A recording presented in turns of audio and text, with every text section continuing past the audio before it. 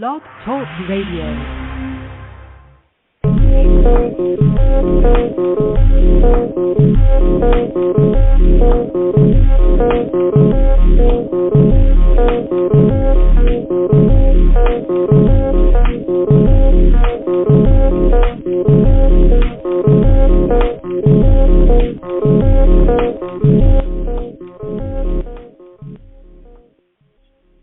And coming to you from the Blog Talk Radio studios in the heart of Hudson County. Ladies and gentlemen, you know it's always in Union City and Weehawken, New Jersey, respectively.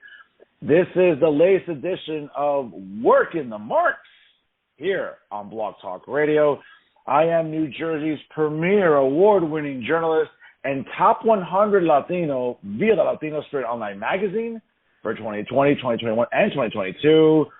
Fernando Uribe, and he is New Jersey's premier wrestling analyst, the PR superstar, Patrick Rivera, here on Working the Marks. What's going on, PR superstar? How you doing, Professor? It's good to be with you. I was just always wondering, the Latino spirit, like, is it like just like the spirit of Eddie Guerrero or something like that, or is it just a bunch of people drinking like cheap beer, playing dominoes? Like, what exactly goes on during the Latino spirit? I'm curious to know. Well, I'll have you know, ladies and gentlemen, it is a very reputable online news magazine in New Jersey where they highlight prominent Hispanic and Latino and Latina, right, because that's what we're going by, professionals in a multitude of different fields. What's that? Do they give awards to Latinx? The Latinx?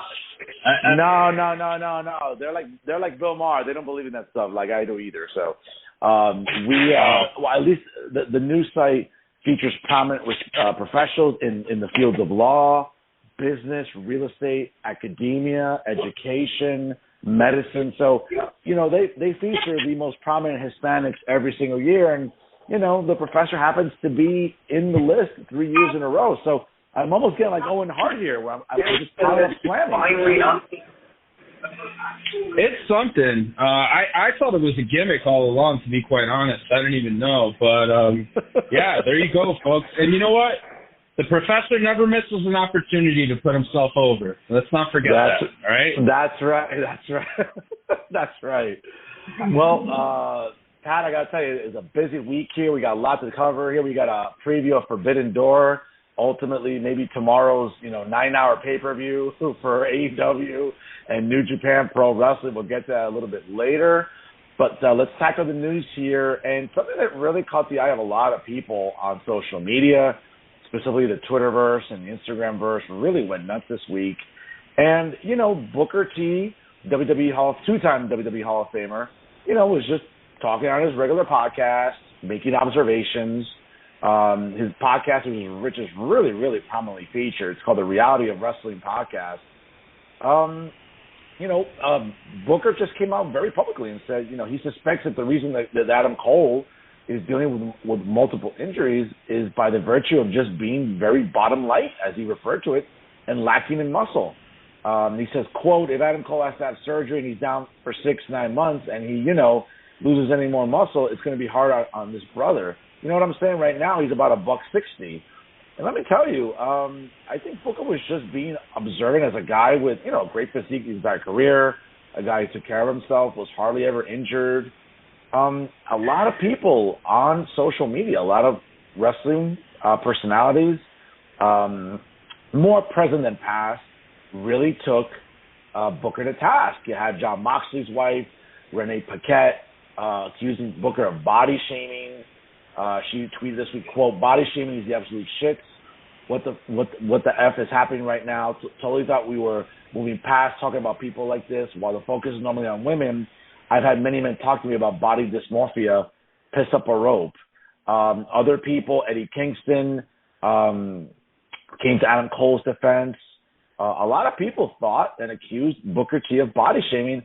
I don't think it is. I think, listen, in a profession where your presentation, your physique, your look is kind of what helps get you over to some extent.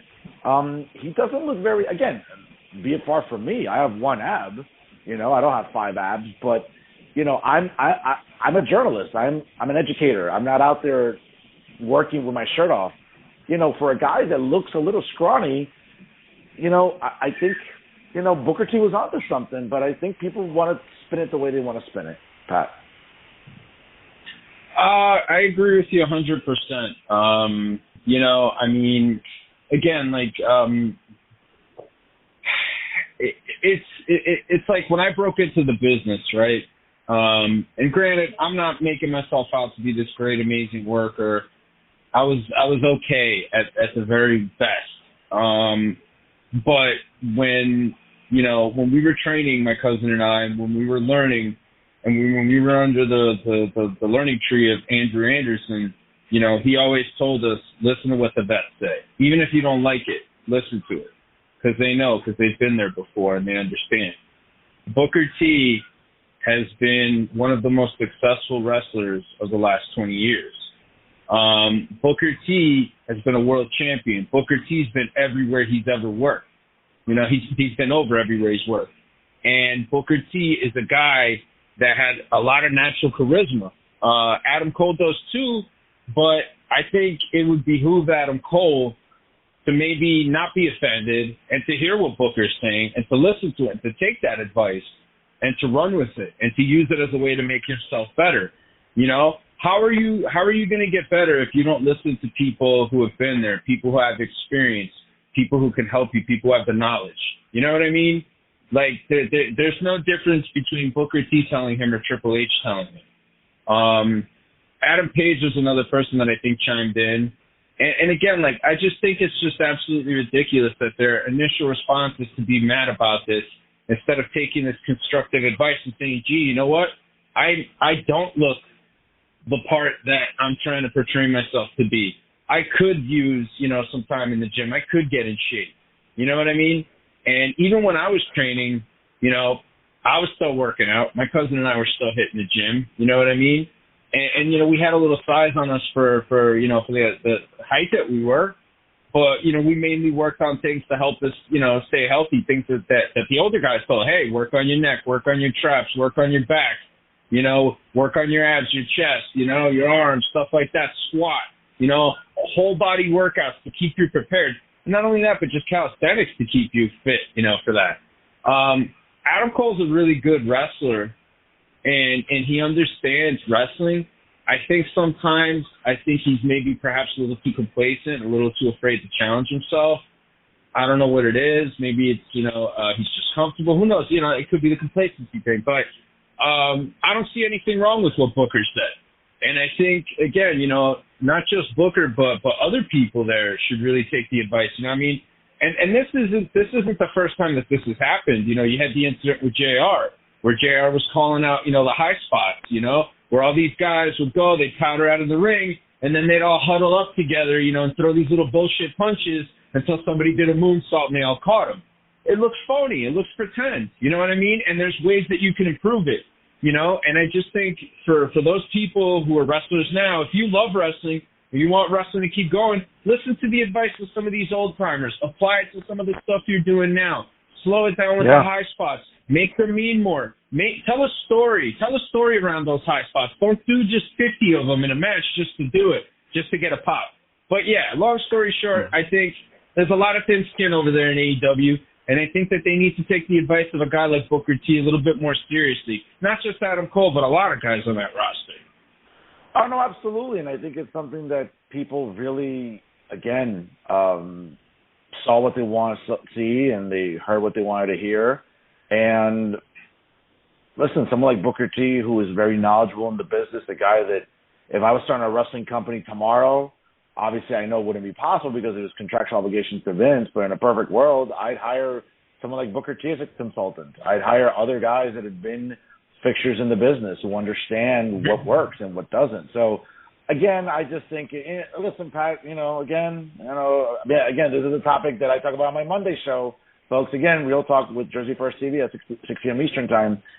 It just seems like, AEW is sort of symptomatic of some people on social media. They just get very sensitive over the slightest critique. And in this case, I think it was constructive criticism by Booker T. It was constructive criticism. I think that's what people are losing here.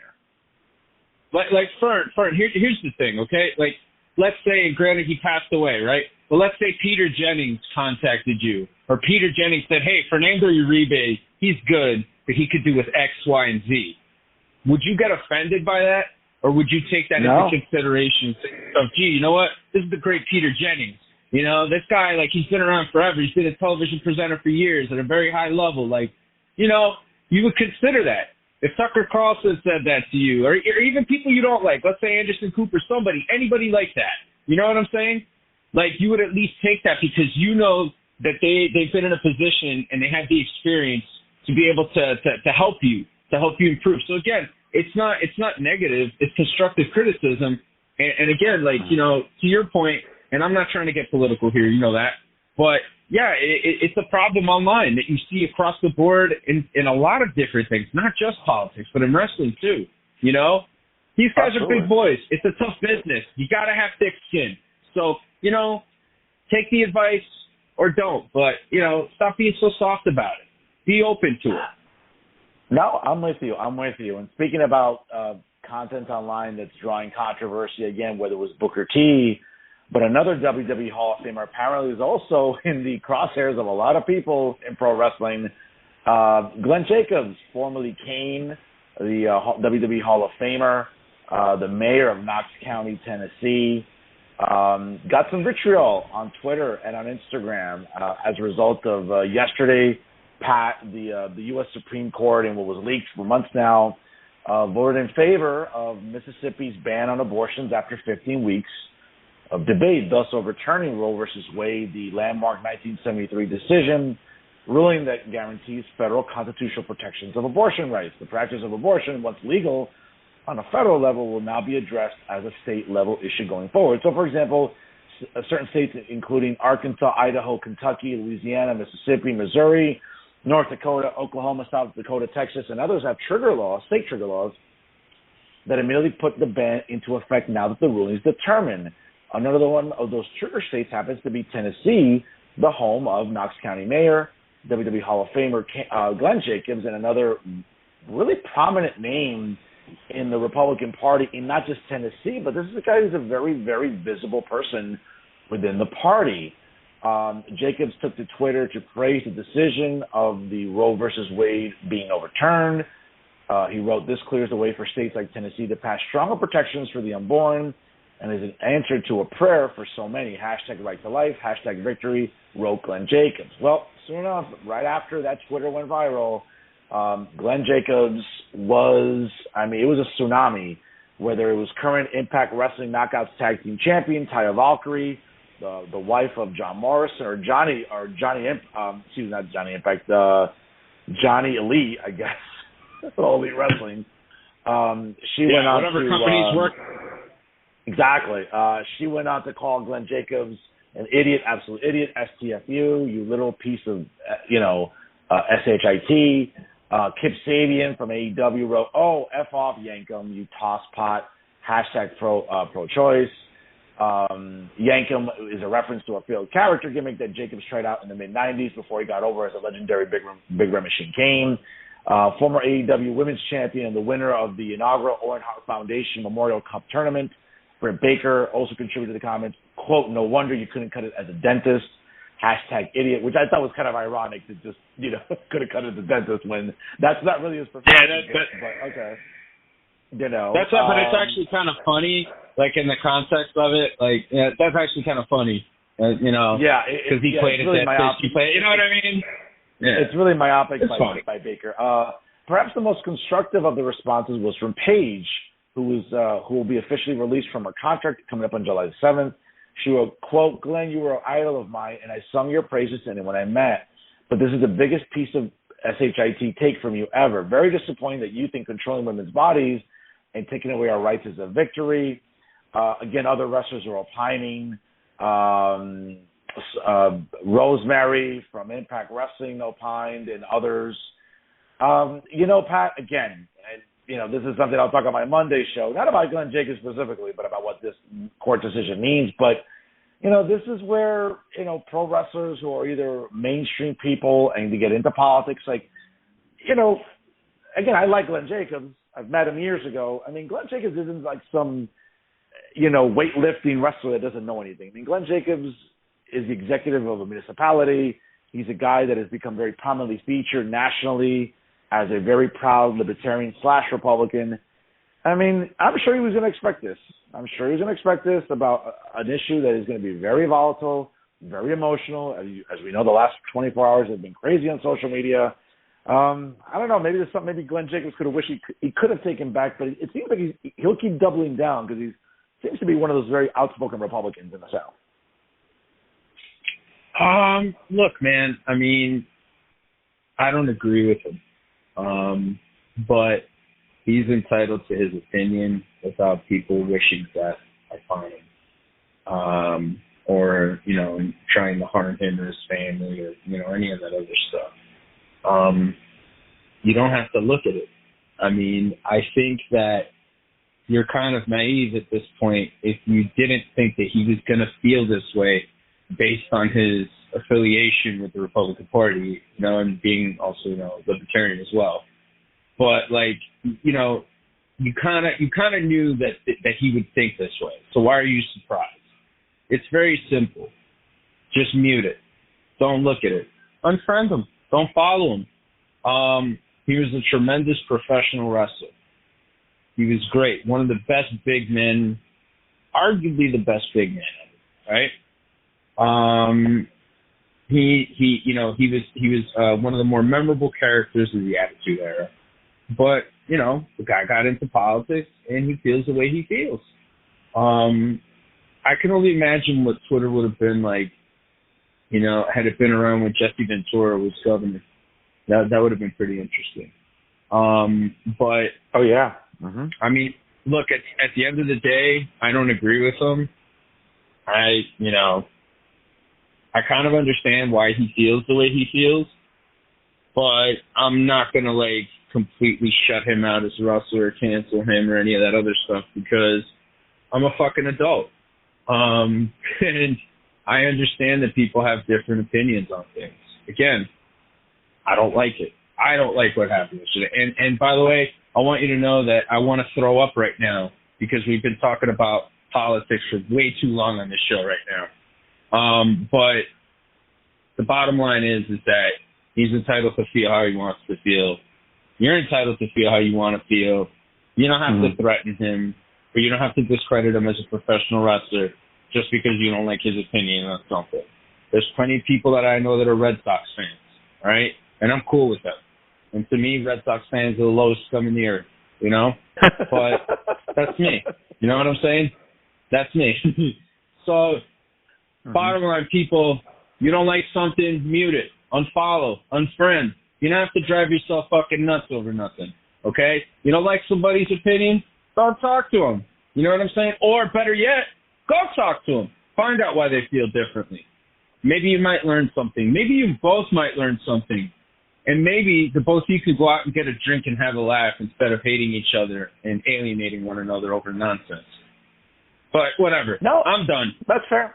No, that's fair. And again, I'm sure that this won't be the last we'll hear of this, in terms of any vitriol that will be levied on Glenn Jacobs. And, it's an issue that's going to continue to get a lot of emotional responses. We're seeing it even today on social media, on newspaper columns, everywhere. So I just think the little touch there of Britt Baker being a little myopic, I mean, talk about it's still real to us, you know what I'm saying? When Baker was making that reference to the Isaac Yankem, I'm like, whoa, Britt, Jesus Christ, wow. I think it was tongue in cheek. I think it was a tongue in cheek comment. I don't think it was more than likely. Definitely for sure.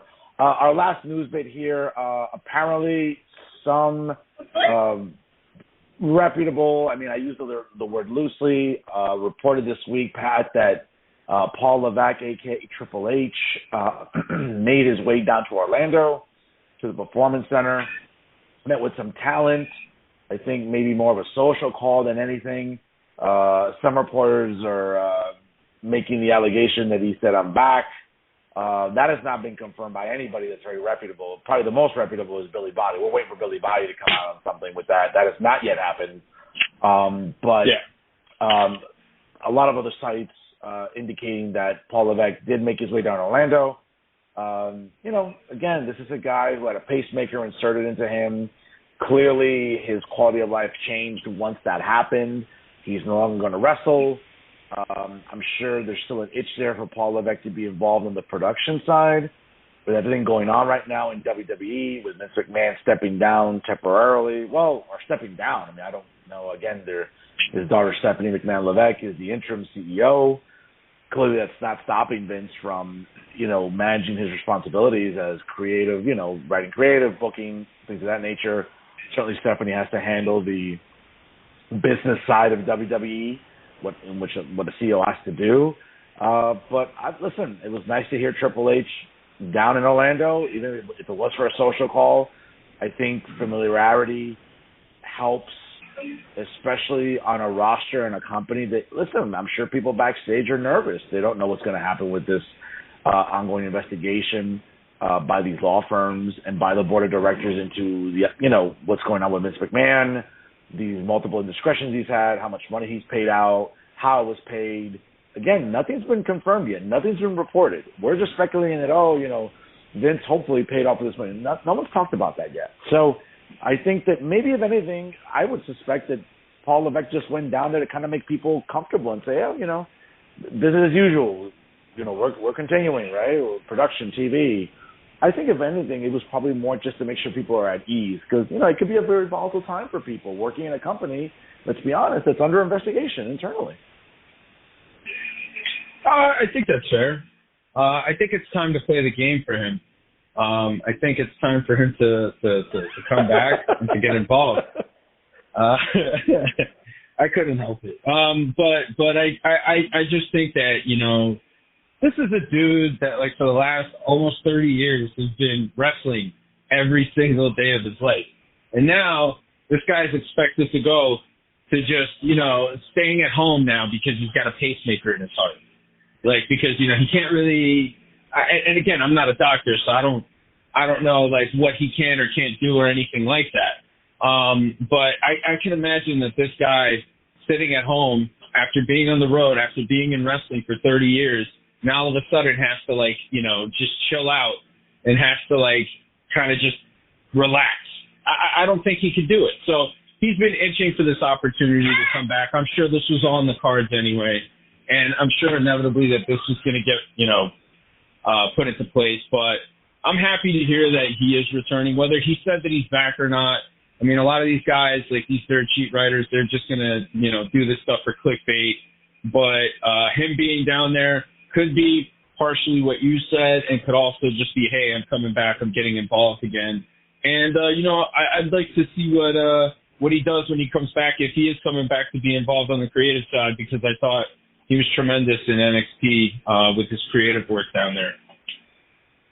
Oh, absolutely. Again, and when you think about the success of what NXT was, and still is, obviously, but, back from its original form before the reboot of 2.0, I mean, let's be honest. I mean, NXT, for years, there were takeovers that were better than some of the pay-per-views on the main roster, bro. I mean, let's be real about it. We've talked about this off the air a lot, Going to takeovers here in the New York area, New Jersey area, like, people marked out, excuse the pun here, for the way takeovers were promoted and booked and everything. So it'll be interesting to see where this goes with Paul Levesque again, how involved he'll be. It was great.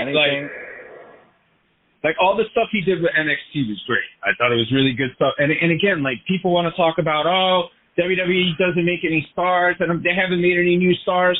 Most of the guys that are on TV now that are good, that are top stars in the business, all came through NXT. And NXT was something to watch, and sometimes it was better than the main roster shows. Unfortunately, towards the end, the ratings couldn't really reflect it. Even though the wrestling was good, it's just, I don't know what it was. Maybe the champion or something wasn't really drawing people. But, it's good to see Paul Levesque back, and hopefully it's to be a part of NXT for the long term. Yeah, let's see for sure. Folks, coming up tomorrow night is the inaugural Forbidden Door pay-per-view, a joint project by All Elite Wrestling and New Japan Pro Wrestling, emanating from the United Center in Chicago, the home of the NBA Chicago Bulls and the NHL Chicago Blackhawks. Wow. This is looking like a 15-hour pay-per-view, I think, Pat. But let me just run through the card real quick here and what stands out for you. And I hope you're sitting down because this might take a while. Hey, Fern, yes. the card is so packed with matches that they're going to have to call it Forbidden Double Door. Okay? That's right. Because this is just, they're going to need 2 doors to get the card in because it's that packed. It's unbelievable. So here's the buy-in on the pre-show.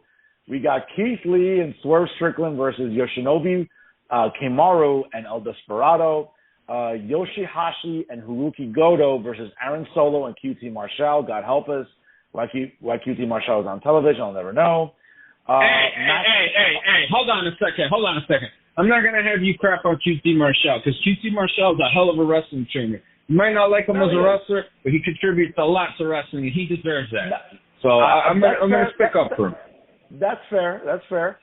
We got Max Caster and the Gun Club, consisting of Father Billy along with his sons Austin and Colton, against the LA Dojo, Yuya Uemura, Alex Coughlin, Kevin Knight, and the DKC.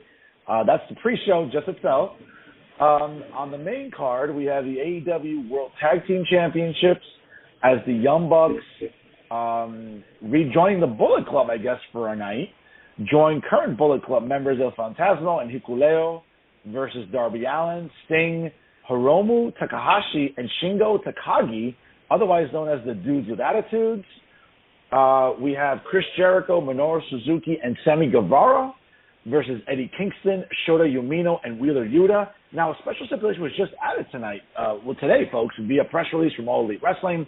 The winner of this trios match will get the one-man advantage coming up next Wednesday night on Dynamite during their Blood and Guts event, which is, again, a sort of a takeoff of the old War Games. Obviously, it used to be a coin flip. That's not the case here. The winner of this trios match will get the one-man advantage. Seems a little predictable. The heels always win the coin toss. The heels always get the one-man advantage, so who knows. We have Zack Sabre Jr.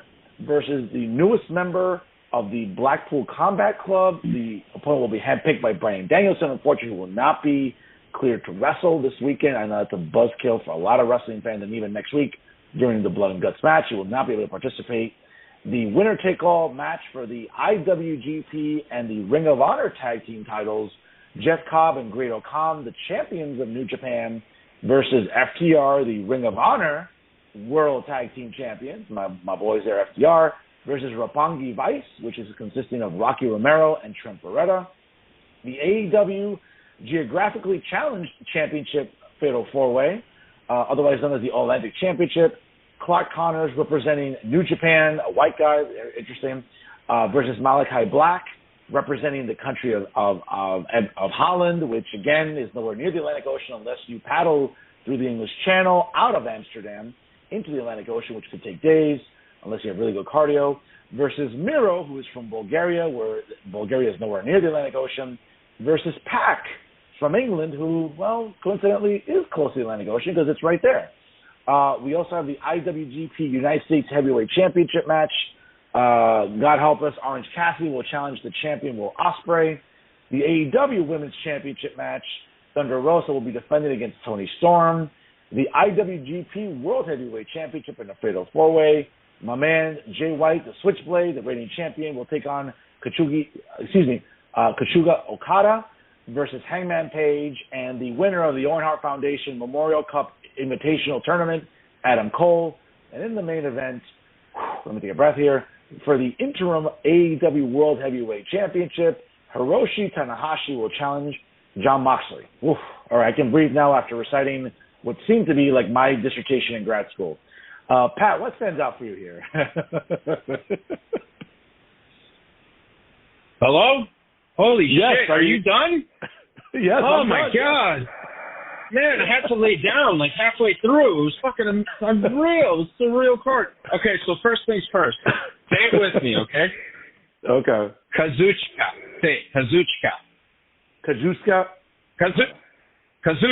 Kazuchika Okada. Okay. I just have to say that. Okada. My apologies. Okay. Oh, and I also want to say Okada-san Ichiban. Because he is. He's 1,000% Ichiban.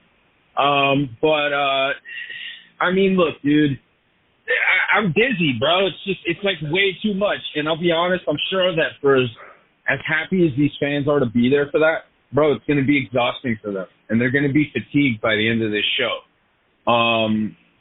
I think Cassidy and Ospreay is actually going to be better than people think, only because Cassidy knows that style very well. Cassidy, like I've said before, trained at Shikara, and he has an excellent background in wrestling, particularly lucha libre, strong style, pururesu, like all that stuff. I mean, the grappling, all that shit. He could do all that stuff. He could do the world of sports stuff. So even though the character is, it's subjective, Orange Cassidy to me is like the Beastie Boys. You either love him or hate him. And I think that he can go in that style. So him and Ospreay are going to have a really good match. I really, really think so. Okada, Jay White, Hangman, and Adam Cole. Three of those guys look like they belong there. One of them doesn't. I'm expecting Jay White to retain, only because it seems like a safe bet. It seems like a safe thing to do. Jay White has improved, in my opinion. His physique, he's really gotten into great shape. I know he cut that promo backstage in Japan that everybody was ranting and raving about. It was, it was just a lot of cursing. I think that he did a good job for what it was. And again, for the type of audience that likes that stuff, it's perfect. It's perfect. And it's perfect for AEW. So it worked. But, he's a guy that's definitely gotten a lot better, and Okada's gotten a lot better. That main event jumps out to me big time, and I think that could be match of the night, even with Adam Cole involved. I think personally the way they're gonna put it together, they're gonna try and give Cole more shine in that match than anything else. So and especially because Hangman's involved, and Hangman defended him online during the week. What else? We had Tony Storm and Thunder Rosa too, right? Yeah, I think another match of the night candidate, in my opinion. That could be good. That could be good. The tag team match could be all right too. Moxley and Tanahashi, I think, is going to be solid because Moxley's a pro, and Tanahashi's a pro, and Moxley understands how to work that. I mean, again, it's all stuff that, like, I'm sure it's going to be good. And, like, when Cesaro comes out and he takes on Zack Sabre Jr., which Billy Body said during the week that it's going to be Cesaro. So, we're going to see on that one. A lot of people suspect Johnny Gargano because he's going to be in Chicago that same time. It could be Johnny. I think Cesaro would be the better choice. It'll be a nice pop for that crowd. But, again, this is a dude who I think is just going to get lost in the shuffle anyway. So what does it even matter? Overall, potential for a lot of good wrestling matches, but not really anything that's like drawing me to like really wanna go out of my way to see this. You know what I mean? There's just not a lot to really sink your teeth into there. No Bryan Danielson, for better or worse, no CM Punk. I don't know, but we'll see. Hey, Forbidden Double Door, folks, check it out. Sure to be a real slobber knocker. It's a hell of a, it seems like it's going to be a long pay-per-view. It starts at 7 with the buy-in, 3 buy-in matches. My God. Again, the Geographically Challenged Championship, the All-Atlantic. Kind of hard to pick a winner here. I'm kind of thinking Miro. He's been off TV for a while. Maybe they want to kind of put him back in, kind of a visible presence on TV. Don't know again, The only guy whose country, is close to the Atlantic Ocean there is Pac. And that belt, again, like we said, that belt is, oh my God, as an educator and someone who's taught geography and U.S. history, this is just baffling to me with that title. But I got to tell you, man, I really, I know you may not like hearing this, but I think that winner-take-all match for the tag team titles, for the Ring of Honor and new IWGP titles, that could be a really, really good match. And I'm trying not to show my bias for FTR, but I think that could be a really, really good match. The rest of the tag team matches, we got a lot of trios matches. You know, the Bucks reliving their Bullet Club days. Again, for whatever reason, that seems to be relevant there for that card. Fine. I don't think the Bucks needed to be in this against the dudes with attitudes. I know that even just saying that out loud brings up nostalgia from the 90s. But this show just seems, if it starts at 7, Pat, give me an over-under, bro. What do you think? Over-under, when does it end? I say the show's going to end around probably 12:30 a.m. to close to 1 a.m. What do you think? I think the show is going to end... I mean, when did they start it? They start at 7 p.m. with the buy-in. What are you buying into? Like, I mean, I totally set myself up for that. I totally set myself up for that. I'm gonna go, like 12:30, 1 o'clock. I'm gonna say like 12:30, 1 o'clock. You know? Yeah, this is a long, and I get it. You want to feature New Japan stars, and real quick before we move on to our main event here today. This is the problem with what I don't like about the way AEW markets and promotes, where, there's a lot of great talent on this card tomorrow. Yes, it's long. It's 12 matches, I think. It just seems extremely laborious. But where Tony Khan is doing a disservice to this pay-per-view is that for weeks now, we should have been seeing video packages about Okada, right, and other prominent New Japan stars. Okay, we saw Ishii, who tragically, unfortunately, got injured recently, so he's out of the All Atlantic Championship Fatal 4-Way because he had qualified. But a lot of the AEW marks and fans online, the reason Tony Khan doesn't do video packages is because that's too WWE-ish. Well, guess what? You want that storytelling. You want that, because at times there's a nostalgia to it when you are featuring the history of workers in the business or why this match is taking place. Like, you need that. Tony Khan just thinks that, you're supposed to know who every single person on this card is because you're just supposed to know. No offense, Tony, but, I love watching pro wrestling. I watch as much as I can. I watch Impact. I watch NWA. I watch all 3 shows on WWE. I watch AEW. I mean, I try to watch as much as I can, and I'm a busy person. But, again, this sanctimonious and presumptive arrogance by Tony Khan that he doesn't need to do that. Like, you're bringing Okada on the go-home show on Dynamite right before Forbidden Door. And I haven't seen the rating for Wednesday, so I can't comment on it. But you need to feature Okada and other guys on this program, like the IWGP Tag Team Champions. My goodness, this is a prominent tag team in the world. Don't just bring them out the week before Forbidden Door. Don't just bring out other guys leading up to it. There's an importance to video packages, Pat. And to your point offline, we've talked about, it's why we watch sports. Do you think when the Lakers played the Celtics in the NBA Finals back in 2010 that there wasn't a video package that described the history of the Lakers and Celtics, or the Niners and Cowboys during a playoff game and their history, where it's been a back and forth rivalry, or other I don't understand why is wrestling Real Madrid, Barcelona? You know what I'm saying? Exactly. Why Liverpool, Man United? Yeah, exactly. Why? Well, here's the thing. I think Khan doesn't do it because they don't want to be like WWE, and that's their whole thing. And I think that their fan base, they have these very strange talking points, little things that they don't like about what WWE does that they feel is somehow detrimental to the bigger picture of professional wrestling or something. I saw a tweet this week that kind of summed it up. And it was a whole conversation. Billy Body got in on it. It was kind of funny. So this one guy who's goes by the handle of at AEW_Fritz Von Erich. He said the booking of #Forbidden Door is like playing WCW/NWO World Tour on the N64. I just unlocked somebody I've never heard of from a company I'm unfamiliar with.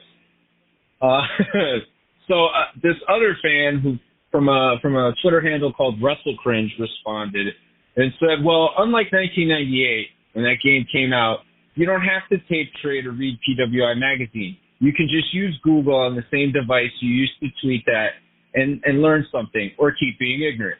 P.S. That game ruled. I often played as Scott Norton or Raven. Yeah, it was an awesome game.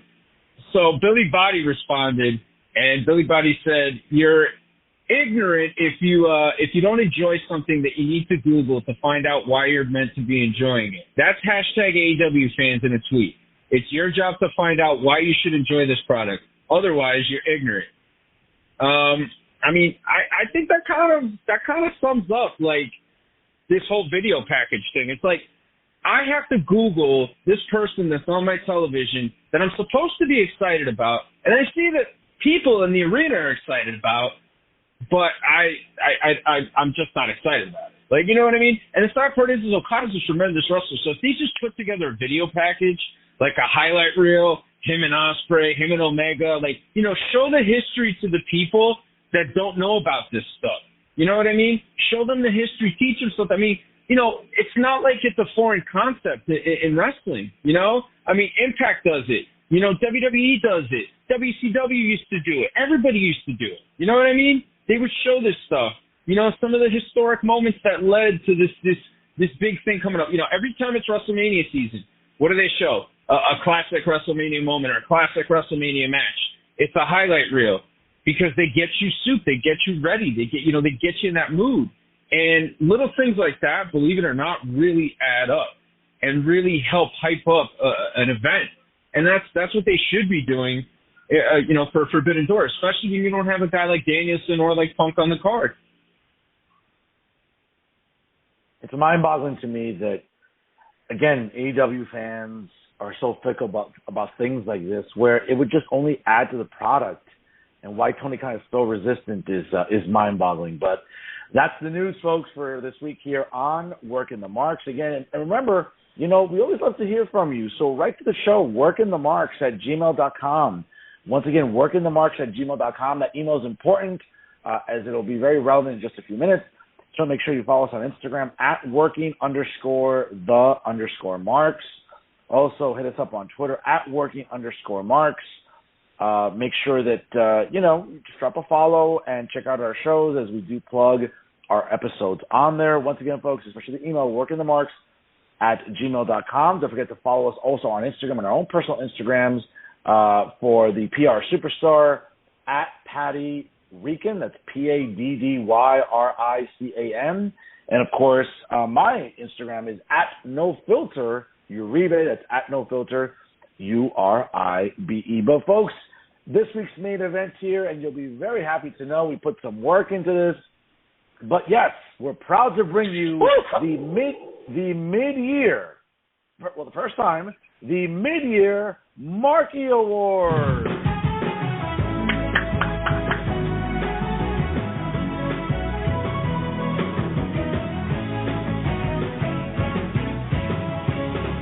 Yes, folks, the Marky Awards, the mid-year edition here. And I thought our audience would love that little nostalgia since I was a big fan of Entertainment Tonight. Still am, but probably more of a fan of the Mary Hart John Tesh days for sure. But, folks, yeah, we wanted to come up with the mid-year Marky Awards. And once again, ain't no reference to anyone that we know named Mark or Marky. So, again, don't take it as anything disparaging, ladies and gentlemen. But the mid-year Marky Awards are here. Let's get to it. Let's start off with, ladies and gentlemen, let's start off with our nominees for Best Male Wrestler. And by the way, folks, again, right to the show, we want to have you decide from our list of nominees who you think is the mid-year winner for the Best Male Wrestler Award. And here are our nominees.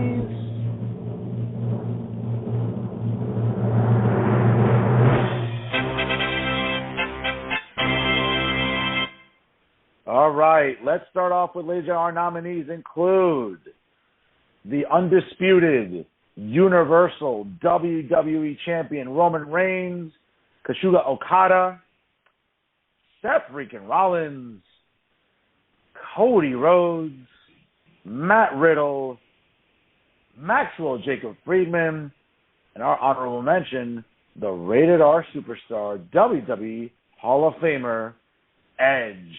Pat, who do you like in this category here? Man, this is a tough one. I mean, you could pick all these guys for a variety of reasons. Roman, obviously, everything he's been doing. MJF, Seth.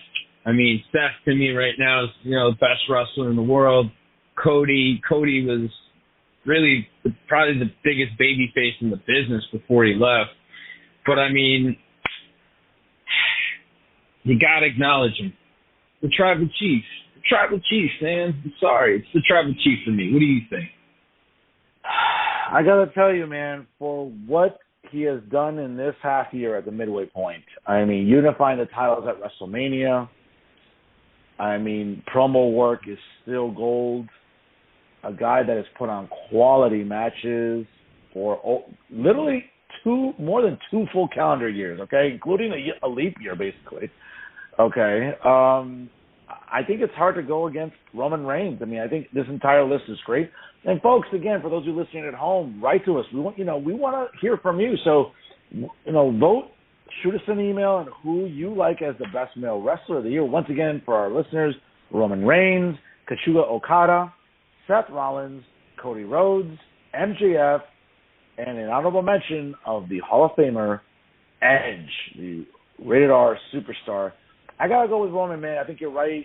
I mean, this is a guy who, now mind you, he was off TV for a little bit after WrestleMania. There were some reports that he and Brock were both injured during the match. That recovery time, I think, was maybe helpful for Roman. I know he did make an appearance in the 6-man tag with his cousins, the Usos, against RK Bro and Drew McIntyre. Listen, everybody on this list, man, Okada's had a great year. Rollins, Cody Rhodes returning back, Matt Riddle, how he's grown and developed, and especially now the singles push we're going to be seeing from him. The amazing work by MJF, whether it was his feud with CM Punk and also with Wardlow. And Edge, let's be honest, started the year feuding with The Miz, good program with The Miz and his wife, Maryse, against him and his wife, Beth Phoenix, leading to Mania, the heel turn, forming Judgment Day. Again, everyone's very deserving here, but I'm with you, man. It's Roman Reigns for sure. All right, folks. Now, here comes the nominees for Best Female Wrestler.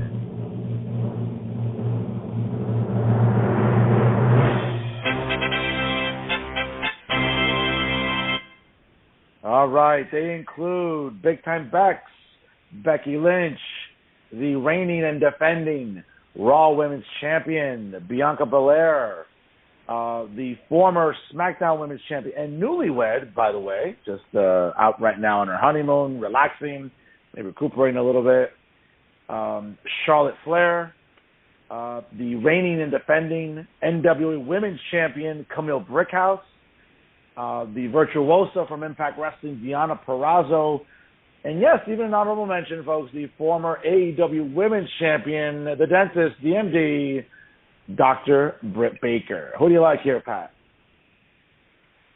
I think they're all worthy nominees. Even Britt, who I'm not particularly fond of, she does her job for AEW. She's important for them. She does what she's asked to do, and she makes the most of how she's booked. Deonna, is somebody I wrestled on a show with in my last match, was a really nice person, and you could see was someone that was very determined to succeed in the business. I'm incredibly happy to see what she's been doing. Camille Brickhouse, too, is somebody that I look at and I'm like, wow, every time I see her, she's better than before. Charlotte, what else can you really say? I mean, Charlotte's one of the best, if not the best, to do it. Bianca, just been stellar performer, but to me, top of the heap, A number one, Big Time Bex. I've said it many times. I'll say it again. Becky's the GOAT as far as women goes. Everything she's been able to do, how she's been able to maximize her opportunities, the little things she does as a performer in the ring, her selling, her talking, you know, for her to be able to do that and to do that as a female and to be able to draw people the same level of interest, you know, as a woman, it says a lot about her. And she always puts in a shift and she always makes it special and creates an atmosphere. So for me, I think there's no female out there better than Big Time Bex right now. I'm with you, man. And again, folks, for everyone at home, vote, write to the show, workingthemarks@gmail.com. We'll announce our winners next week, who you like here in our categories. I'm with you, man. I think, you know, Becky Lynch, since her return last year at SummerSlam and what she did holding the title going into this year, and the feud with Bianca was great.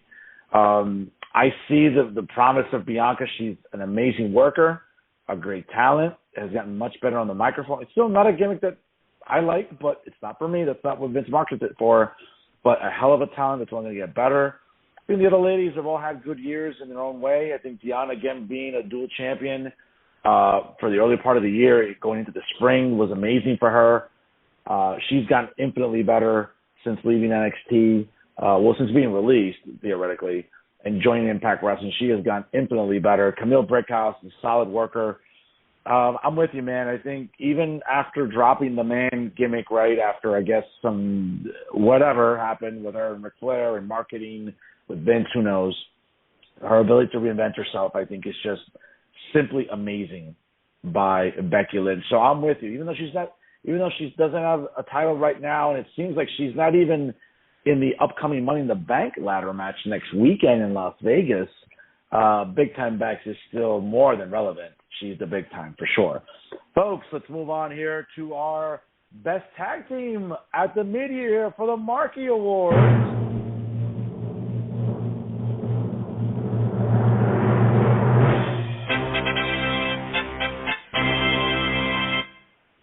All right, ladies and gentlemen, the undisputed, unified WWE Tag Team Champions, the Usos, Jimmy and Jay, RK Bro, obviously, for a better part of the mid-year point up until Randy Orton's injury and rest time. Solid tag team.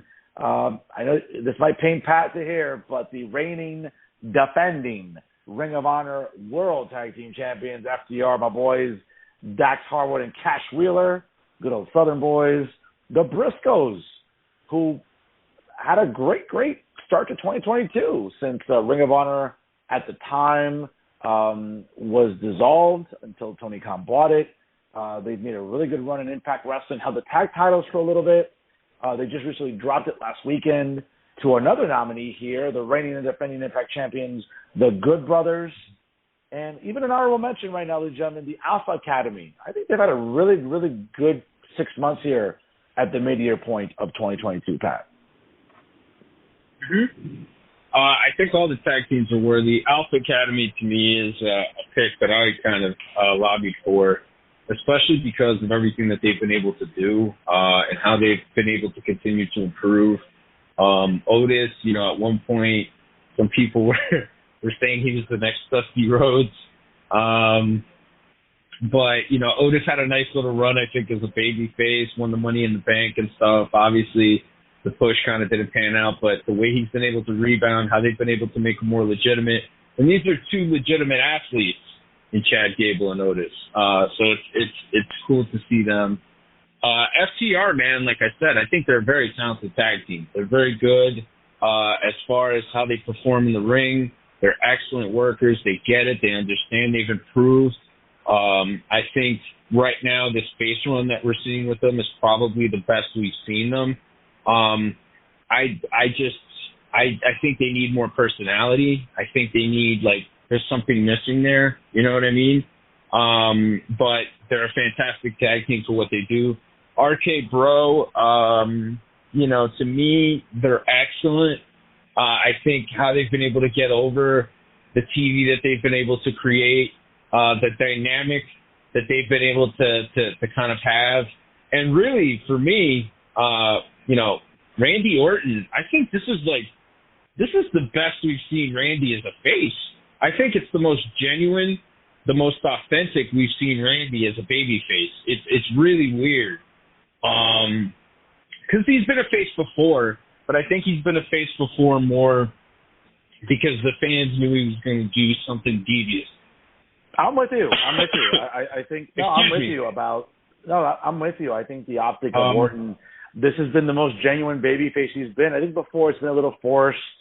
I think it was just the sake of having him as a face. He's always been a better heel, but I think that teaming him with Riddle, I think, brought out a side of Orton that has always been very personable, has always had charisma, he's always been a good talker. Maybe not the iconic talkers we've grown up with, but again, Randy Orton's a very underappreciated, a guy who, and I know that this Monday we're going to be subjected to the 20-year celebration of John Cena on Monday Night Raw. How are you being subjected? Well, like you're voluntarily watching it. You're not being subjected. Like, nobody's handcuffing you to a radiator and throwing buckets of cold water at you and making you watch it.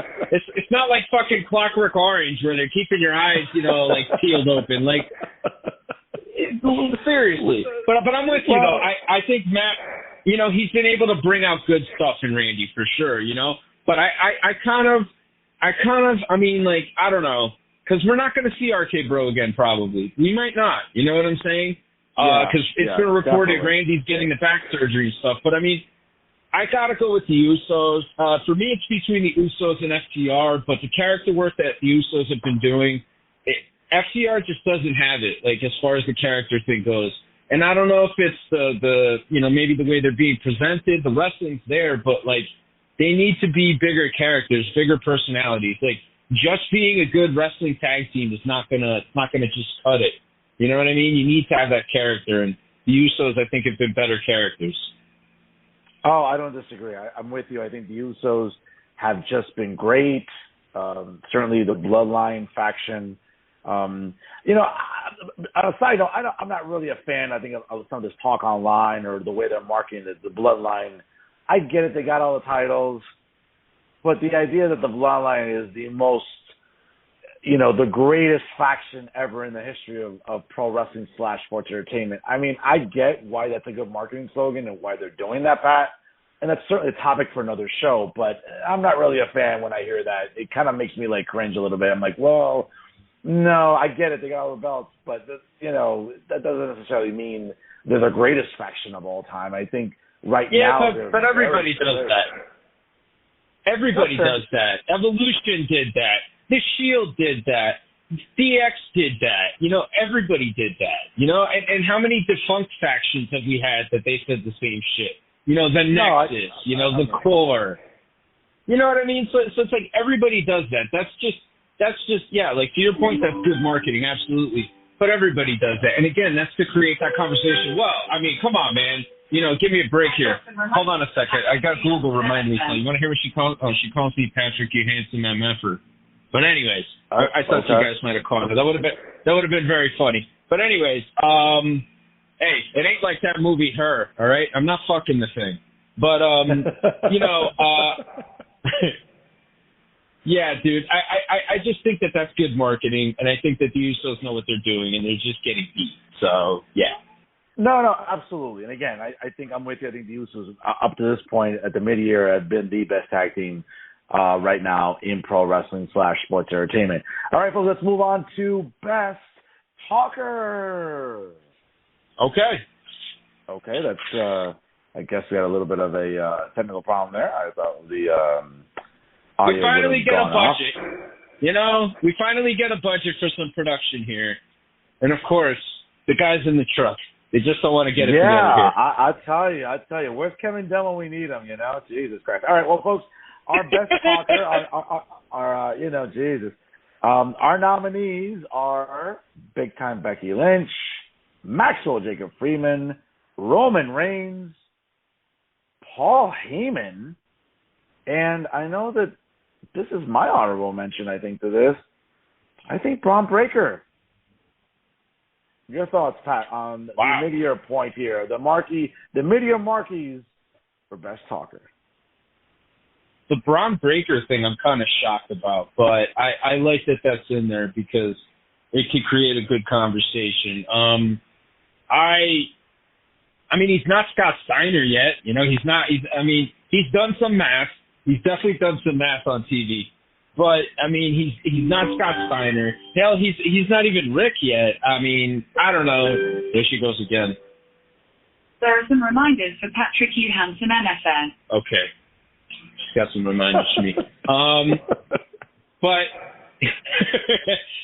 Scott Steiner, I mean, you know, it's not there yet. It's no Rick Steiner yet. I mean, I get you, but he has done well with the stuff that he's been told to do. It's been direct. It's been to the point.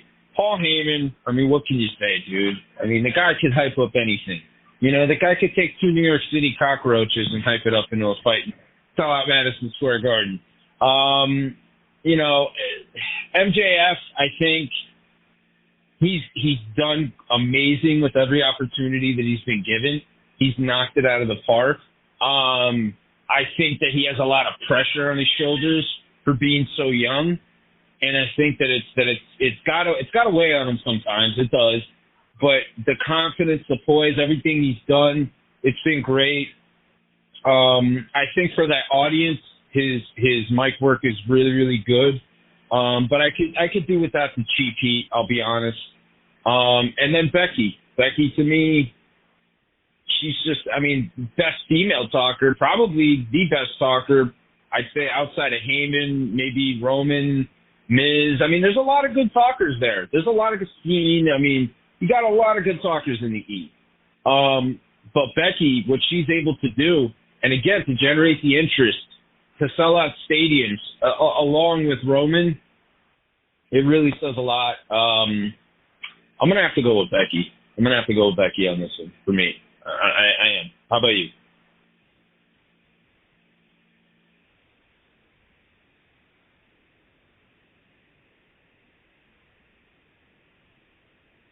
Hello?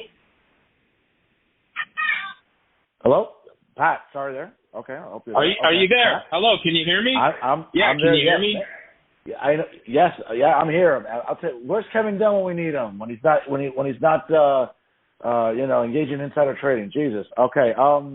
I got to tell you, man, I'm gonna disagree with you. I got to go with MJF here, and I'll tell you why. I think that, notwithstanding the work/shoot promo that he had a few weeks back in Inglewood at the Forum, that everyone was buzzing about the internet, I just think what he's been doing, and I get why you're not always a fan of his delivery because it's just cheap heat, but leading up to that feud with that match with Punk at Revolution, the Dog Collar match, those promos, after that, the program with Wardlow to leading into Double or Nothing, I just think MJF has just been so solid, and as a heel, and I get it, Becky's been doing great work as a heel.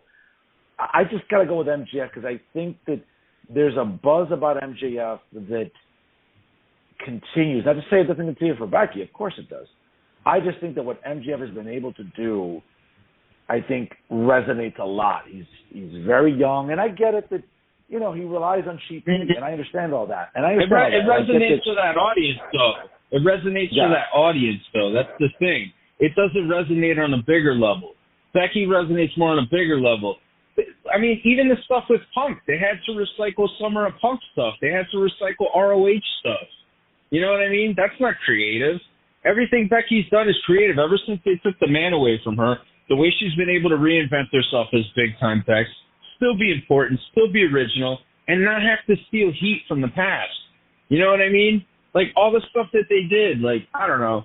I think the best thing he did was actually the Wardlow stuff, you know? But even that got a little too telegraphed. And then the work shoot, all these Mark reporters, they ruined it, you know, because they had no credibility. So when they started reporting something as true, you knew it was bullshit, you know?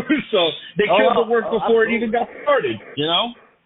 Absolutely. I don't know. I think Becky does a lot more, and she's way more creative. All right. Well, again, and we'll let the fans decide. Folks, vote. workthemarks@gmail.com. We want to hear from you and who you select, again, during the mid-year Marky Awards. Let's move on to Best Feud. Oh, boy. And I guess we're going to, we're still having, I'll tell you. I don't know what's going on here, Kevin. Get me Kevin Dunn on the phone here, folks. Get me Kevin Dunn. I need Kevin Dunn here down at the studio here as much as possible. This is This is true. But folks, I'll even take there. Oh! There we go.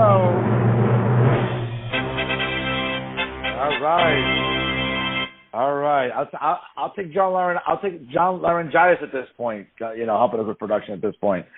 All right, folks. Best feud. Our nominees are Brock Lesnar and Roman Reigns, Cody and Seth Rollins, Big Time Becky Lynch and Bianca Belair, MJF and CM Punk, and Tommaso Ciampa and Braun Breaker. Those are our nominees for Best Feud here in the Mid-Year Markies. Who do you like, Pat? All very worthy candidates, I think. But for me personally, I'm going to go with Rollins and Cody. I think the story that they told, and even though Cody swept at all three, I liked it because it was unusual booking from WWE, especially with the way that they booked the feuds. It's called 50-50 booking. And, they kind of do that and always end up doing the rubber match. It's been a staple of the business for a very long time. But I like that they swept all three here and they kind of added that element, of realism, where there's always that one team that, could beat that really good team or that undefeated team, or that there's that one fighter that could always beat that undefeated fighter, or everybody's got that one guy that's like their toughest opponent. And I like that they're doing that with these two. And I probably expect it to lead to some sort of ladder match for the Money in the Bank briefcase when Cody can come back. But yeah, I enjoyed all three of the matches. I think all three of the matches were great in their own way. Obviously, the Hell in the Cell match, that one stood out the most. But for me, definitely the best feud of the half year so far. How about you? No, I'm with you. I think the build up to Cody coming in, and it's funny because obviously he had left AEW, decided not to re-sign with Tony Khan. It had been rumored for weeks, right? The internet, all these dirt sheet writers and reporters were saying, well, no, Cody's going to resign. Cody's going to stay. Cody's going to run Ring of Honor. Cody's going to do this. Cody, Billy Body, as always, nailed it. I think Cody saw the writing on the wall with what was going on with AEW, with the other EVPs, with Kenny Omega and the Bucks, and obviously there was Can I interrupt you there 1 second? Can I interrupt you there 1 second, Profe? What do you think was the reason behind the falling out? What do you think? Because that's something I don't think we ever really talked about. But what do you think the reason was ultimately that led to the fallout between Tony Khan and Cody Rhodes? I don't think it was money. I think if Tony wanted to keep him, he would have. I think Cody saw the writing on the wall for months now. The creative direction, the production, the way that AEW is being presented. I think Cody got tired of the fact. Listen, Cody grew up in the business. His last name still carries significant weight. And I think that the butting of heads with Omega and the Bucks, who, again, great talented guys, but let's be fair, the Bucks and Omega have been relegated to, they just like comedy and humor on television. And you could tell with their gimmicks, their presentation. And I think Cody wanted to get past that. I think Cody was like, I've hit my ceiling here. I'm not going to go any higher than I can here. Tony's not going to push me. Not because in a self-centered sort of way, because that's not what Cody is. I think he just saw that it's a production that's not being run well. And I think he probably just sat there with Tony and said he just probably didn't like where this was going. And you could tell the bad booking, the ratings. Again, the traffic wasn't great per se. Yeah, they cracked 1 million a few times, but not even a handful. Like, I still have fingers left on my hand that, that AEW didn't crack 1 million thus far in 2022. So I think Cody saw the writing on the wall. I think he was a hot commodity. I think he positioned himself into a good bargaining situation with Vince, where he knows Vince can spend money, where he knows he knows listen, he knows that he could sign with Vince and he could debut at Cowboy Stadium in Dallas at WrestleMania, where there's 75,000 people. Guess what? He wasn't going to see 75,000 people in a building that's AEW related, not even in a meet and greet, okay? So I think he saw the fact that he could prosper more under Vince. It's a shame about what happened to him, tearing his pectoral. He's going to be out probably for the rest of this year. which I'm sure will spark some speculation that he'll be one of those surprise entrants at the Rumble in January. But I just think it wasn't money. I just think he felt he could be better presented with WWE, and it shows. Look at his entrance at WrestleMania. Look at the next month at Backlash, and look at at Hell in a Cell. 3 PLEs that he came out to was marketed really, really well. And let's be fair, before he got hurt, what did Vince have Cody doing? He had him doing a promotion for Money in the Bank. Yes, it fell through. It's not going to be at Allegiant Stadium where the Raiders play, to be moved to the MGM. But guess what? That's what Cody's good at. He's not just a good wrestler. He's good to do all this pop culture marketing stuff. And Tony Khan wasn't going to use him that way. And I think that was the writing on the wall. I think that was the straw that broke the camel's back. But to your point, I'm going to go with Cody and Seth. I agree with you. I think that trilogy was amazing. I think what we saw in Hell in a Cell was arguably maybe top 3 all-time Hell in a Cell matches, I would say, in that field. Yeah, absolutely. We said it on the podcast, or I did, that to me it's an all-timer. It's an all-time great. And just the storytelling, all the full circle stuff with the hammer and the throne and all this other, all these little, subliminals there, the Dusty polka dots, all that shit. Him being Dusty's student, Dusty's brightest, prospect, and, that being Dusty's son. I mean, it was perfect storytelling. And to piggyback onto the whole Cody AEW thing, I think, man, he left because I think he knew that it wasn't going to work out there. But more importantly, I think there were fundamental differences about the business and about wrestling that Cody had, because he grew up in the business. He was raised in the business.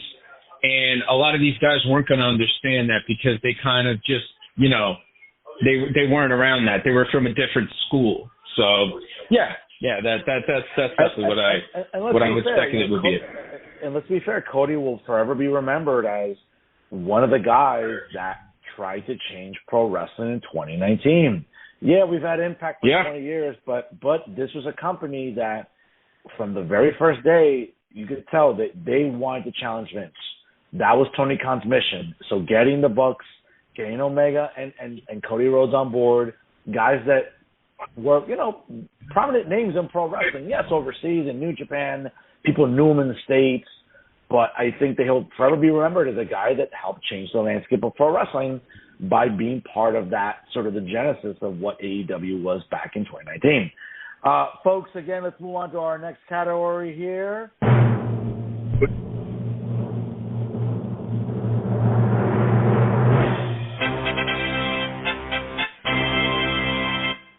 Oh, great for the production truck to get back on business. I guess they're back from lunch. All right, folks, most likely to succeed for the rest of 2022. And our nominees are Toxic Attraction, the faction, not just Mandy Rose, the entire faction. Carmelo Hayes, the reigning defending NXT North American Heavyweight Champion. The NXT World Heavyweight Champion, Braun Breaker. Asuka, and Matt Riddle.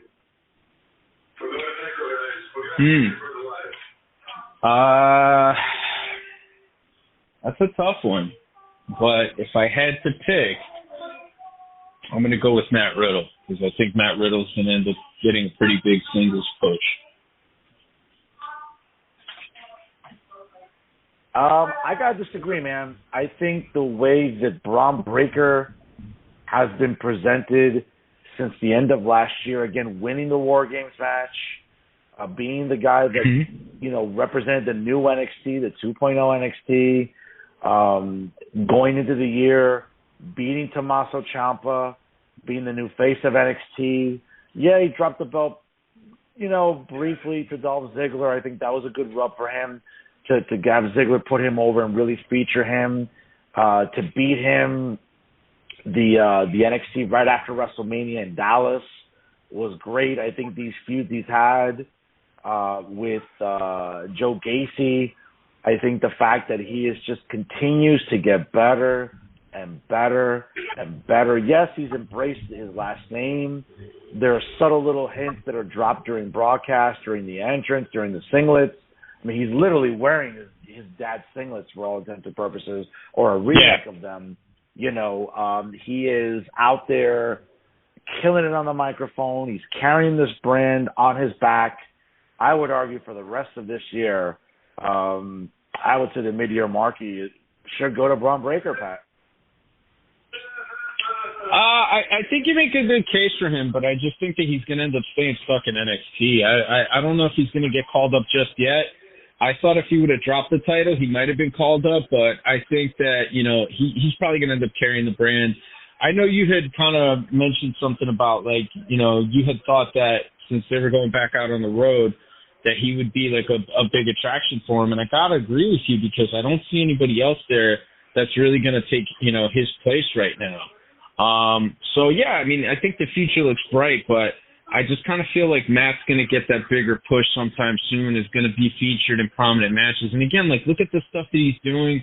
You know, he's already got some of the hottest selling merch out there.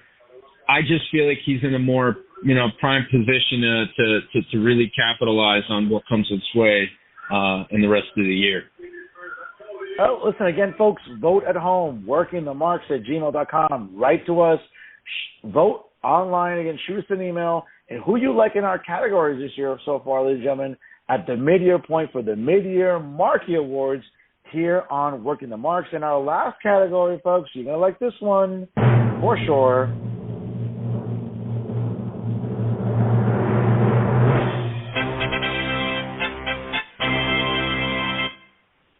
Funniest Spot Fest of the mid-year, ladies and gentlemen. And our nominees are Adam Cole and the Young Bucks against Christian and the Jurassic Express, Jeff Hardy versus Darby Allin, the Usos and Roman Reigns against RK Bro and Drew McIntyre, MJF versus Wardlow recently at Double or Nothing, and of course the Jericho Appreciation Society against Eddie Kingston and the Blackpool Combat Club, along with Santana and Ortiz at the Anarchy in the Arena match at Double or Nothing. I don't know, man. A lot of good nominees here for funniest spot because there's a lot of good stuff here, humorous stuff to say the least. Yeah, I don't know, man.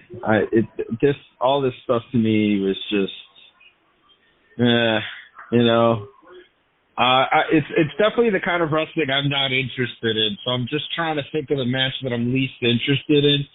So what was that Anarchy in the UK fucking match? What was it? Well, recently at Double or Nothing, it was pretty much a glorified street fight. It was the Jericho Appreciation Society against Eddie Kingston, against Jon Moxley, Bryan Danielson, along with Santana and Ortiz in the Anarchy in the Arena match. They pretty much went all over the MGM Arena in Las Vegas, and it was just, and when I say Spot Fest, I mean, this was just absurdity on steroids, whether it was the bumps they took, whether it was just going all around the building. I mean, again, folks, the purpose of the category, I mean, again, it's what it says. It's the funniest Spot Fest because you have to laugh at this. I think a lot of these nominees in the category, I think, if you watch the matches, I mean, you're sitting there laughing through a lot of the match itself because of the spots. And I get that the majority here are, all AEW matches, and rightfully so because it's a Spot Fest every week. If not on Dynamite and Rampage, it's at the pay-per-views. Again, I would go with. I'm going to go with Jeff Hardy and Darby Allin. If anyone watched that match, that was a ridiculous Spot Fest. Whether it was Darby Allin doing a swanton off a ladder on top of Jeff Hardy on top of another ladder, whether it was Jeff doing another crazy Spot Fest. And again, my thoughts and prayers to Jeff Hardy. It was reported this week he did check himself into a rehab facility. So my thoughts and prayers to him that he finds sobriety and can recover and be productive again and healthy. I would argue Darby Allin and Jeff Hardy was probably the funniest Spot Fest thus far at the mid-year point of 2022, Pat. I'm just going to go with whatever the Young Bucks are in, because that's usually pretty egregious. But I mean, the Anarchy in the UK match, that was really bad and a shame because of what happened ultimately. But I'm going with whatever the Young Bucks are in. What's the match that the Young Bucks are in? Them against the Lucha Brothers or something? It was a Dynamite, I believe, where the Bucks teamed up with Adam Cole, the Owen Hart Foundation inaugural Memorial Cup Tournament heavyweight champion, against Christian and the Jurassic Express. It was the Falls Count Anywhere match. So that was, if you remember, that was just I lost track of how many super kicks there were in that match, how many diving swantons off the top rope onto a crowd of people. Yeah, that was match. just crazy. That's what I'm going with.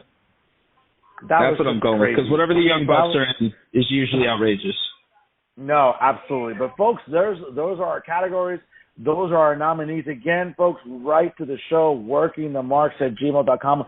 We want to hear from you. Vote online. We'll read the results next week as to who won the inaugural mid-year Marky Awards.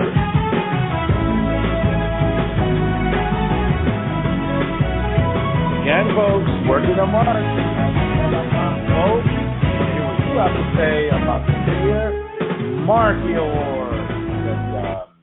Pat, I got to tell you, man, it's been a good show here. Again, as we wrap up the month of June, we'll see what Forbidden Door brings us tomorrow night, and whether or not it's a 7 or 17-hour pay-per-view. We'll be back next week here, ladies and gentlemen, to preview Money in the Bank emanating from the beautiful MGM Garden in Las Vegas, Nevada. A hell of a pay-per-view. Would have been nice to have seen it at the Allegiant Stadium, but like everything else, hey, maybe it's getting a little expensive for people to shell out money for a long weekend in Vegas. Much less for wrestling / sports entertainment, but just to go to Vegas, who knows? But should be a good card next week, which we will preview here. We'll give you results of the Forbidden Door. Hopefully I can not put Pat to sleep as I'm reciting the winners of the matches, since it's a long card to be sure. But Pat, before we sign off for this week here, what are you looking forward to coming up? I mean, we'll see what happens with this Forbidden Door show. Child Actor is going to be playing next week out in Jimmy's in Kearney. I believe the doors open, or the first band goes on at about 8. So you might want to get there around 7 o'clock to come and check us out. And also, have you ever noticed that David Gilmour, the guitarist of Pink Floyd, and the Sandman both kind of look alike? I'd like to thank my buddy Street Tough for that one. So I leave you with that one, folks. You take it easy. You have a fantastic rest of your weekend, and I'll be right back with you next week. And sorry about the technical difficulties. Yes, ladies and gentlemen, we apologize again. Our budget will be growing, folks, so please bear with us here on the show as we continue to bring you what we will say unequivocally and absolutely and certainly the best analysis of pro wrestling / sports entertainment every single week here on the show. And again, ladies and gentlemen, look out for Real Talk with Fernando Uribe live on Monday nights at 6 p.m. Eastern Time. You can check it out on Jersey First TV on YouTube, and you can also check it out on Facebook Live via StreamYard. When it comes to this show that's just getting real buzz here in the Garden State and, of course, in the New Jersey political arena. Obviously, you definitely want to check it out. This Monday, we do have the executive director of the New Jersey LGBT Chamber of Commerce. So as Pride Month comes to an end, I know Gus Perenaranda and myself will have a lot to talk about this Monday, so you definitely would tune in for that, folks. But always remember, ladies and gentlemen, no one's doing it better, because every single week here, he is the PR superstar, Patrick Rivera. I'm the professor, New Jersey's premier award-winning journalist, Fernando Uribe, and we are always working the march. We'll see you next week here, folks, on Blog Talk Radio, and don't forget, let's keep on talking.